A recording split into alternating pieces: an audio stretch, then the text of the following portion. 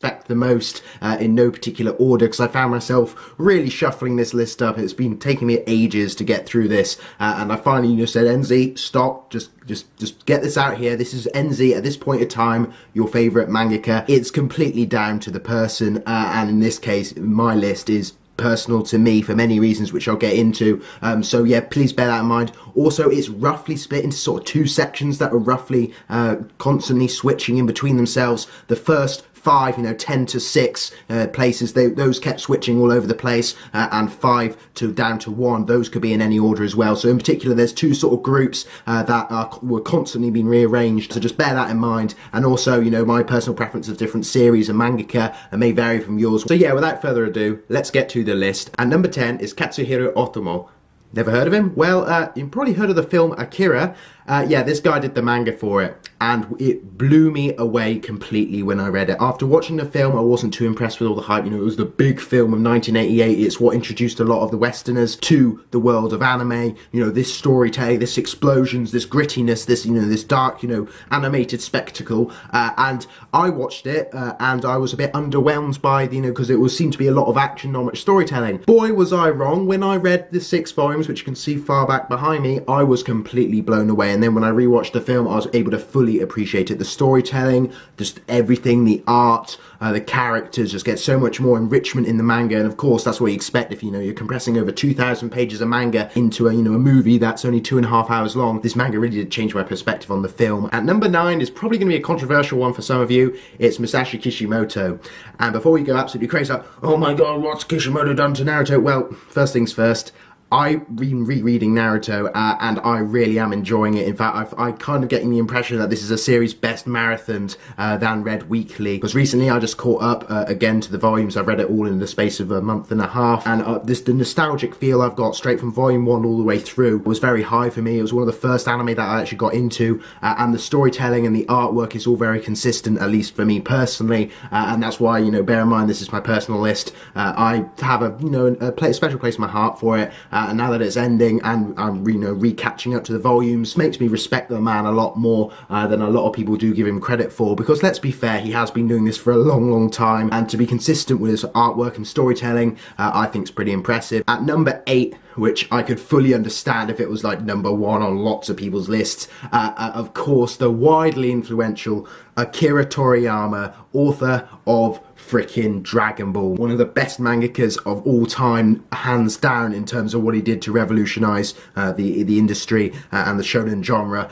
He is the sort of founding father of battle manga, and for good reason, because Dragon Ball Z in the West just blew people away, was widely popular, and is still, I think, the second biggest selling manga of all time. And his storytelling, his action sequences are just spectacular. And if you haven't yet checked out Dragon Ball Z, I'd highly recommend the manga. There's no filler, and it is really crisp, and the art is extremely consistent. Number 7 is one that I'm going to probably get crucified for, because I haven't actually read much of his works. In fact, I've only read his actual first works, which was Mysterious Underground Men. I'm of course talking about Osamu Tezuka, the godfather of manga, the god of manga, and I'm sure if I'd read more of his material and had a better appreciation for what he did, bringing manga from this little 4-panel comedy bits in the newspaper to a big on multi-billion-dollar industry, I am sure I would probably have a greater appreciation for him. Because I've only read one of his works, I couldn't really justify him putting him further down my list with other series that are more dear to me. But as a sign of respect for what he did, I have to put him somewhere. And honestly, a lot of people, would put him down as number 1 for what he did for manga. And nobody else has had a bigger effect on manga than him, because he literally is the godfather of manga. At number 6 is the mangaka of One Piece, the biggest selling manga series of all time. I'm of course talking about Eiichiro Oda, the mangaka of one of my favorite series, and just what a boss. His storytelling, his characters, his character development, spanning, since 1997 has been amazing. And I reread all of One Piece again before the summer during my exams. I used One Piece's motivation to do a past paper, and I think I'll be eternally grateful for him for that, because in a way Eiichiro Oda helped me achieve my great A-levels, because it gave me motivation. I'd do a paper, and then I'd get to read another volume, and you just had to be on the list. Okay, we're down to the top 5, and these were the ones that were shuffled around the most. I mean, mean, come on, like any of these could be number one. So bear in mind, there's almost nothing between these mangaka for me. They're all the 5 most influential mangaka to me. So at number 5 is Kentaro Miura, mangaka of Berserk, and literally the only reason why he's at number 5 and the rest of number 4 is because he's been on a few hiatuses. But seriously, the artwork and the storytelling of this guy is almost like, you know, second to none. If you have not yet checked out Berserk, please go read it. It will change the way you see manga, especially those first 13 volumes. It will blow you away. You can get them really cheaply from my Book Depository affiliate link, which will be linked down there below. As with all these manga, they're all available in English, apart from one. But yeah, using that link, it helps me out. I get commission for each sale through it. You get cheap manga, and also you get free international delivery, free shipping around the world. Also helps me out as it's clicking advert, so it's a win-win situation. So if any of these mangaka series sound interesting, I would definitely suggest, you know, checking my manga recommendation series of videos. So yeah, freaking Berserk with Kentaro Miura, definitely well deserving of a top 5 place. So at number 4 is the mangaka of my all-time favourite manga, and that of course is Mori Koji, the mangaka who did frickin' Holy Land. He's also known for other series like Suicide Island, very controversial dark seinen series, and especially when it comes to frickin' Holy Land, just an all-round frickin' masterpiece in my opinion. An amazing story, amazing storytelling, great characters, some of the best, most realistic characters, especially the psychological elements, inner demons of humanity,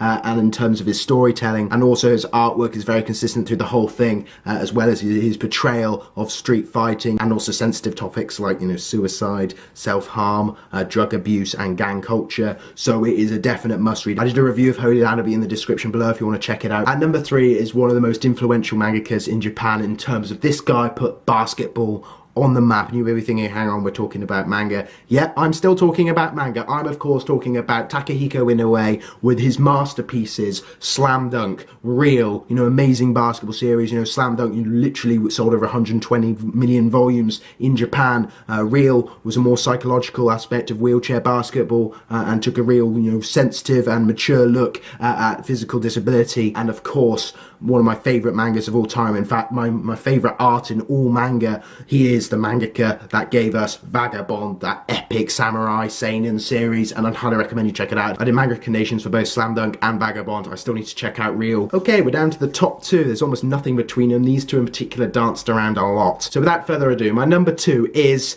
Hirohiki Araki, the mangaka that gave us JoJo's Bizarre Adventure, spanning over 100 volumes, 111 volumes to be precise, since 1986, the ongoing epic series, JoJo's Bizarre Adventure. If you've been watching my videos recently, you know I've been getting massively into JoJo, with the amazing 2012 and the ongoing 2014 animes, the manga as well. You know, I've been reading it from part 4 onwards.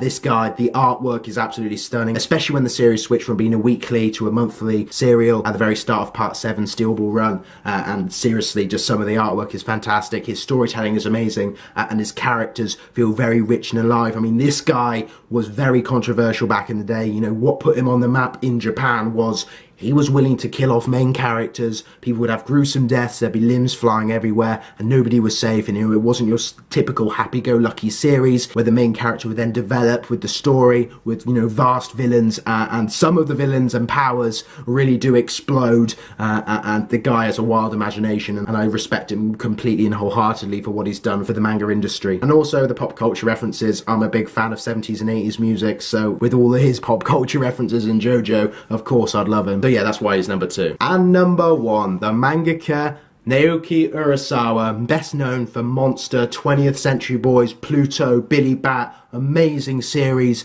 and holy crap, if you have not read Monster or watched Monster, I've only read like 1/9 of the series. I've read the first perfect edition, but I'm already super hooked and just eagerly resisting the urge to read the rest online. 20th Century Boys is another one of my favourites. It's been my number 1 manga for some time until I read Berserk and Holy Land, and probably if I reread it, he would then contest them as well. His storytelling, his mystery, his characters all feel very real, and honestly, with his stories, you'll be blindsided so much. At some point, you'll be thinking, oh yeah, I've got this series, I know exactly what's going to happen, and boom, you just get knocked for a 6. His plot twists and plot devices are out of this world clever. He is a genius writer, and has been hailed as the second god of manga on numerous occasions. He lectures at various universities. He is just a a freaking boss, and I would highly recommend you check out some of Naoki Urasawa's works, especially Monster and 20th Century Boys. I need to get around to doing a manga recommendations for 20th Century Boys. That'll be coming next week. But yeah, leave your thoughts down below, guys. Tell me your own personal top 10 favourite mangakas, or just a list of your 10 favourite mangakas. I know it's really hard to order them, so you don't have to, or just do a top 5 of your favourite. Tell me some of the series of theirs you like, and why you like them so much. And I just really want to, hear you guys' feelings. We'll get a good discussion going on down there. As always, links below to my Facebook fan page, my Book Depository affiliate link, which I mentioned earlier, where you can get cheap manga with free international delivery. Help